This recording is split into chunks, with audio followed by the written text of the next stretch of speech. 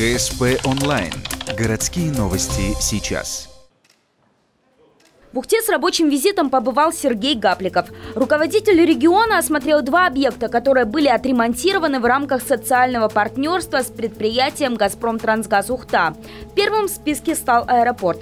К счастью пассажиров, теперь здание стало выглядеть современно. Раньше это была едва ли не машина времени. Открываешь двери, попадаешь в Советский Союз. Теперь дизайн обновили. Вместе со всеми коммуникациями. Заменили окна, освещение и электрооборудование. Все это обошлось соцпартнерам в 500 миллиарда. Правда, самобытный колорит решили сохранить отдельными деталями. Сохранили чеканку историческую, вернули на историческое место. Кстати, живет в Сыктывкаре. Следующим объектом экскурсии чиновников и представителей «Газпром-Трансгаз» стала городская больница. Тут тоже провели ремонт. Обновили инфекционный корпус, лор-отделение, отделение функциональной диагностики и онкологию. В последнем, к слову, у пациентов нашлись жалобы. Холодно? Довольно температура.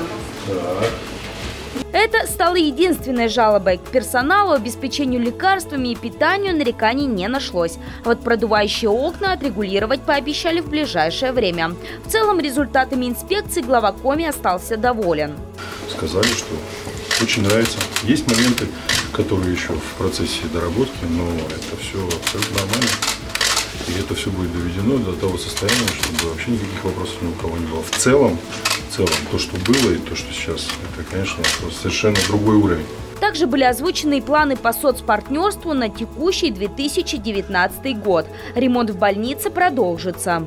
Все оставшиеся отделения Ухтинской больницы будут отремонтированы в 2019 году. То есть всего и у нас 5, да? 6 отделений, и среди них административный блок еще. Александр Гайворонский отметил, что если его предприятие продолжит работать с регионом в плане соцпартнерства и дальше, в 2020 году ремонтировать будут уже фасады корпусов больницы.